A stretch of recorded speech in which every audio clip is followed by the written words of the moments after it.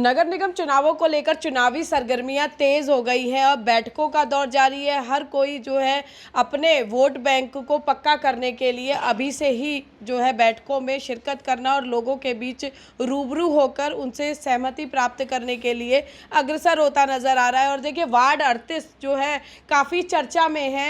चर्चा का कारण है कि जो यहाँ से उम्मीदवार जो भावी उम्मीदवार के तौर पर आ रहे हैं, 15 सालों से यहाँ पर लगातार पार्षद पद पे आसीन रहे हैं। और कहीं ना कहीं देखिए ये जो सीट है ये पूरे फरीदाबाद विधानसभा सीट की हॉट सीट मानी जाती है और इसे लेकर अलग ही राजनीतिक सरगर्मियां रहती हैं। और आज देखिए मैं यहाँ पर फरीदाबाद के सेक्टर 9-10 डिवाइडिंग पर हूँ। ये तमाम जो लोग हैं ये वो मौजूद लोग हैं जो इस वार्ड की जो है चुनावी रणनीति तय करते हैं। ये वो लोग हैं, ये वो वोट बैंक है जो ये तय करता है कि जीत का सेहरा किसके सिर बंधेगा। और आज वार्ड 38 से भावी उम्मीदवार जो है हालांकि भाजपा से हैं और भाजपा ने अभी अपने उम्मीदवार तय नहीं किए हैं, लेकिन उसके बावजूद लगातार जो है सत्ता पर काबिज होने के कारण जो है लोग उम्मीद लगाए बैठे हैं। और आज इसी कड़ी में 7-10 मार्केट ने समर्थन दिया है। धनेश अदलक्खा जी हमारे साथ हैं।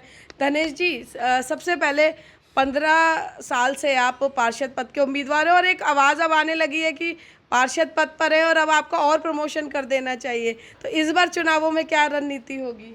मैं भारतीय जनता पार्टी का एक सिपाही हूं जो पूरी तरह निष्ठा के साथ पार्टी के साथ मिलकर के काम करता हूं। जो मेरी पार्टी जिस दायित्व के ऊपर मुझे चाहेगी मैं उस दायित्व पे काम करने के लिए बिल्कुल संगठन की नीति, संगठन की रीति उसके तहत काम करूँगा। धनेश जी, जो लोग कह रहे हैं कि प्रमोशन करना चाहिए उनको लगता है कि आपका कोई तोड़ उनको नहीं मिल रहा है इसलिए अब वो उस ढर्रे पर चल रहे हैं।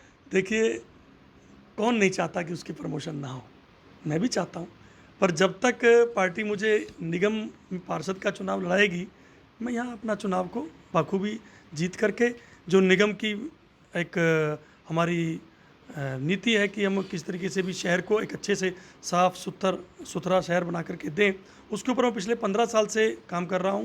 और आप भी बहुत पुराने पत्रकार हैं पूजा जी, आपने जब भी सुना होगा कि फरीदाबाद नगर निगम के बारे में हर बार कहा जाता है कि ये कंगाल है, लेकिन पिछले 15 सालों के अंदर लगभग मैंने 68 करोड़ रुपए के काम मेरे वार्ड के अंदर किए हैं। आप देखिए कि आपको अभी अगले 15 से 20 दिन के बीच में जो कोर्ट रोड है, डाबा जंक्शन वाली रोड है, 14 करोड़ रुपए की लागत से वो रोड मेरी कंप्लीट हो जाएगी।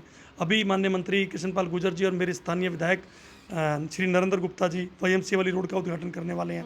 जो 10 और 11 की डिवाइडिंग है वो 5 करोड़ रुपए की लागत से वो चल रही है, तो लगभग 35 करोड़ रुपए के काम तो अभी मैंने कंप्लीट करने का जो उठाया है उसको हम 15 अप्रैल तक कंप्लीट कर लेंगे। उससे पहले सारे सेक्टर की मेरी 9 की 10 की 11 की रोड्स के मामले में, स्ट्रीट लाइट के मामले में, पानी के मामले में एक अच्छे से मैंने काम किया। और मेरे बुजुर्ग सीनियर सिटीजन्स जिन्होंने मेरे सेक्टर के पार्कों को संभाला, मैं ज़िंदगी भर तय ज़िंदगी उनका साधुवाद करता हूं, उनको नमन करता हूं कि जिन्होंने मेरे सेक्टर को साफ़ सुथरा और एक सुंदर रूप दिया हुआ है। मेरे नगर निगम के कर्मचारियों के साथ साथ मेरे सीनियर सिटीजन्स का मेरे पे सदा आशीर्वाद रहा। सर, ये यहाँ पर आपके वार्ड की व्यापारियों दुकानदार वर्ग की सरदारी बैठी हुई है। आज इन लोगों ने पूरा समर्थन दिया है आपको, कितना और मन मजबूत हो गया है, कितना इरादा और जीत का मजबूत हो गया?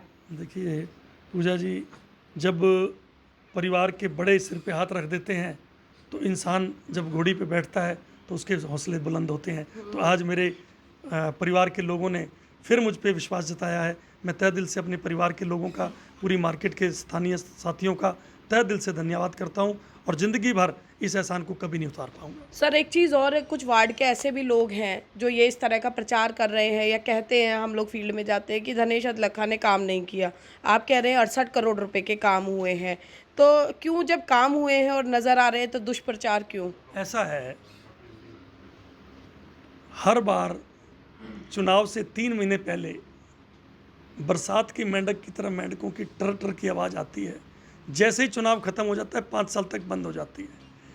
यदि ऐसा होता कि मैंने विकास ना किया होता, अपने बुजुर्गों का मान ना किया होता, तो मैं आज तीसरी बार नगर निगम का मुंह देखने लायक नहीं हो सकता था। और आज भी मैं आपको बता दूं, जनता को पता है, इस कोरोना काल के अंदर 7 महीने लगातार जब कहीं किसी प्रकार से कोई वैक्सीनेशन के लिए तैयार नहीं होता था, RT-PCR के कैंप लेने को तैयार नहीं होता था, आप सेक्टर 9 कम्युनिटी सेंटर का रिकॉर्ड उठा के देख लीजिए, फरीदाबाद में नंबर 1 के रूप में मेरे साथियों ने मेरे साथ मिलकर काम किया। जी बिल्कुल, देखिए इरादे लगातार मजबूत है और देखिए जब चुनाव होता है तो आरोप प्रत्यारोप का दौर चलता रहता है।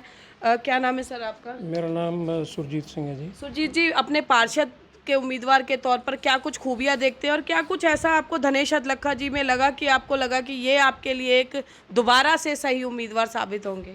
जैसा कि मैं जानता हूँ, हम काफ़ी पुराने हैं इस मार्केट में।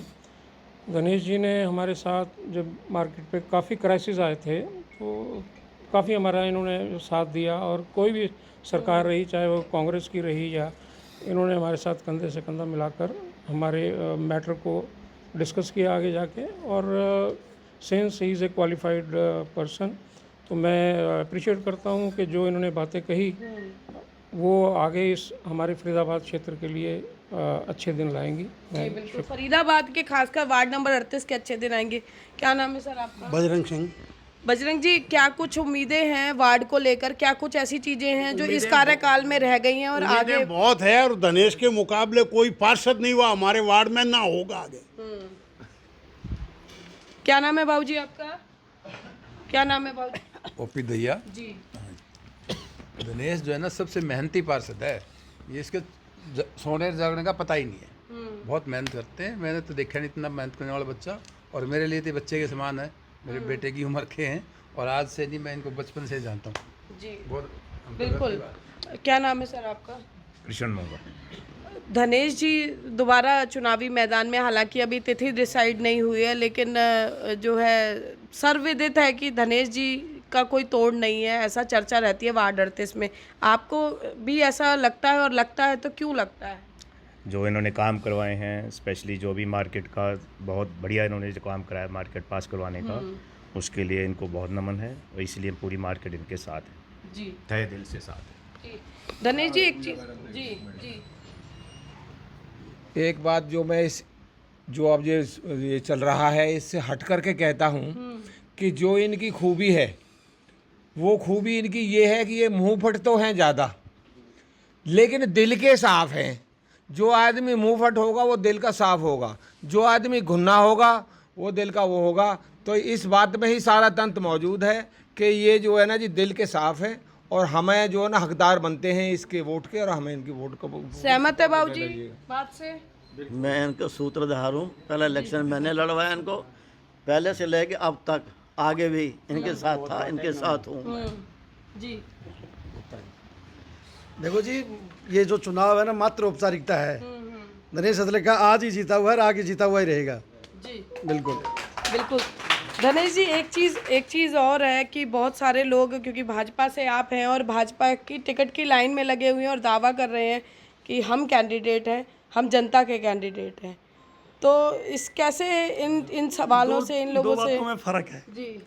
मैं भारतीय जनता पार्टी का उम्मीदवार हूँ, वो जनता के उम्मीदवार हो सकते हैं। जनता उनको उम्मीदवार मानती है नहीं मानती है, ये वक्त बताएगा। बिल्कुल, देखिए चुनावी दौर चल रहा है और चुनावी दौर में काफ़ी कुछ चुनावी सरगर्मियां चल रही हैं, और ऐसे में आज धनेश अदलखा जी ने यहाँ पर दुकानदारों के बीच में मन की बात सुनी, मन की बात साझा की। अब देखना ये होगा कि जीत का सेहरा किसके सर बनता है। हालांकि चुनावों में अभी समय है, लेकिन उसके बावजूद हर एक वोट कितना ज़रूरी होता है इसका अंदाज़ा जो है, जो राजनीतिक विशेषज्ञ हैं वो उनके जो विश्लेषण है उनसे लगाया जा सकता है। लेकिन निश्चित तौर पर इस चुनावी अखाड़े में वार्ड नंबर जो 38 है एक इतिहास हमेशा कायम करता है, और इस बार भी जिस तरह से यहाँ पर चुनावी सरगर्मियां दिनों दिन तेज होती जा रही है, निश्चित तौर पर पूरे फरीदाबाद जिले की यदि बात की जाए तो वार्ड 38 का चुनाव इस बार भी कुछ खास होने वाला है। फरीदाबाद से पूजा शर्मा, पंजाब केसरी टीवी।